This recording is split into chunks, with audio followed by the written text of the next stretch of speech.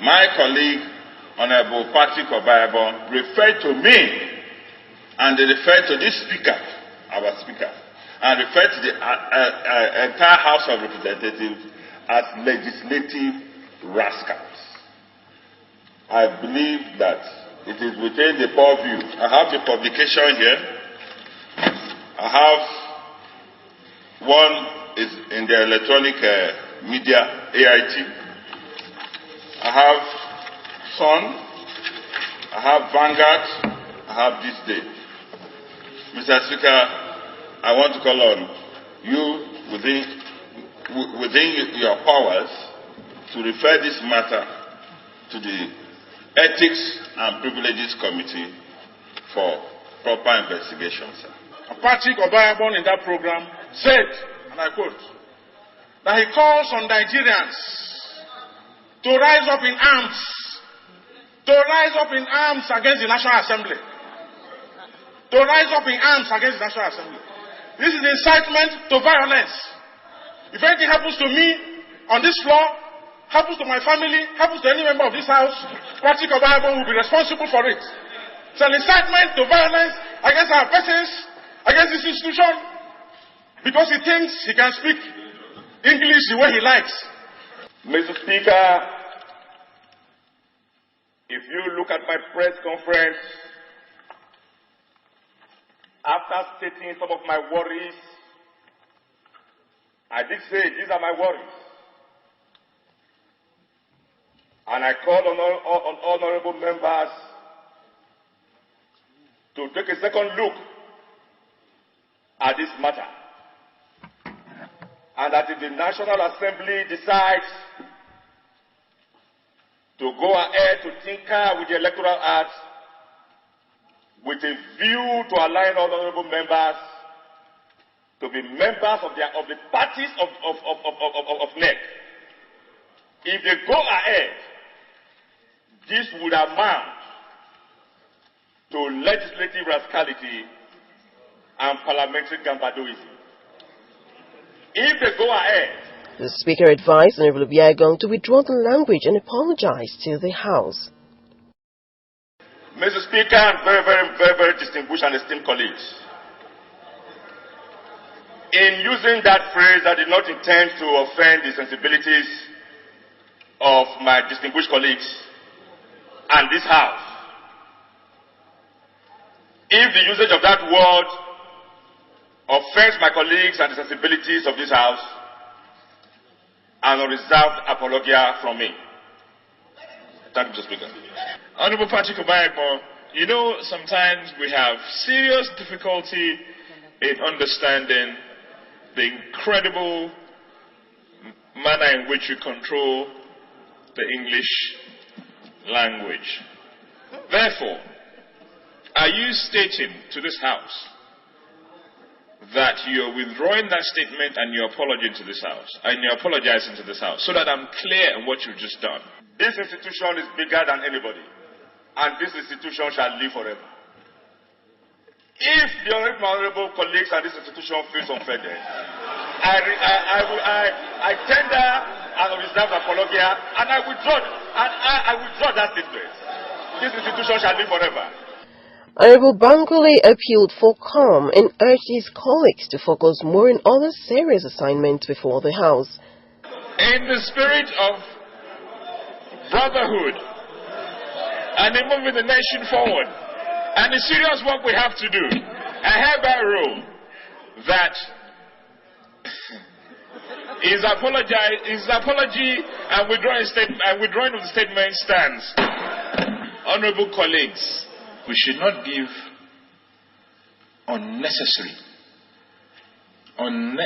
unnecessary attention to statements that would not mean much after today.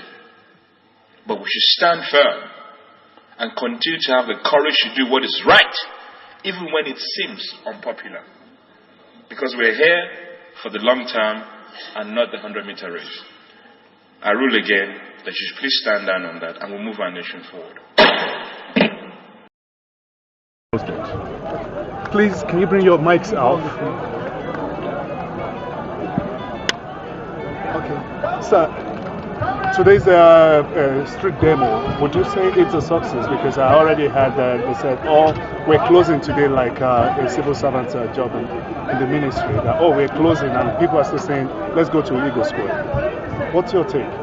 Well, I think it's largely successful because before now, all the coercive apparatus of state and those who wield the apparatchik of political suzerainty never thought that the people would dare the machinery of state.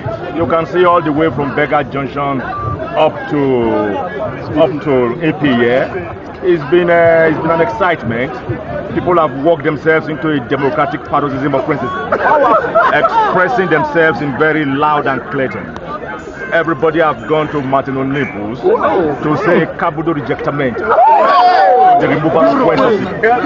And everybody is speaking with one voice. And this is not only happening in Abuja, this is happening across the length and breadth of the Federal Republic of Nigeria. And like I said, when I gave my Demosthenic rank, I did say that all the ratiocinations, all the adumbration, all the verbagogical effusion that has been put forward by imperialist economics and petty bourgeoisie scholars of the Jonathan administration are for theory. Suppose the reason why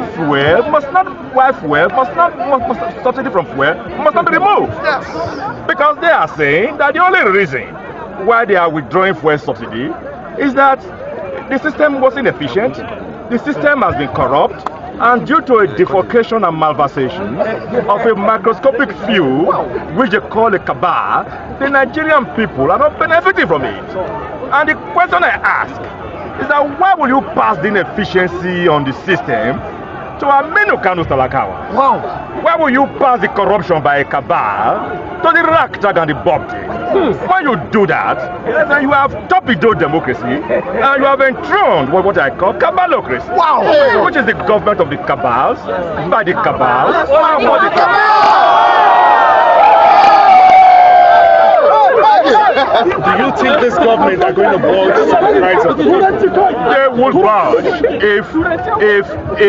if the NLC, organized labor, and a coalition of civil societies, and me and you do not take the path of sequestration. If we do not take the path of recumbency, if we do not become, in the course of the struggle, turn away from this militant approach to become political hallelujah boys, they will bow. They will blink.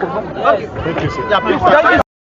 There has been no deliberate attempt at all to obfuscate or envelop my audience in a state of oga-moga. No. Far from me. Like I've always said, it's just that by the grace of God and by the grace of the great grand architect of the universe, I put my nose to the grindstone, and I'm sort of an omnivorous reader.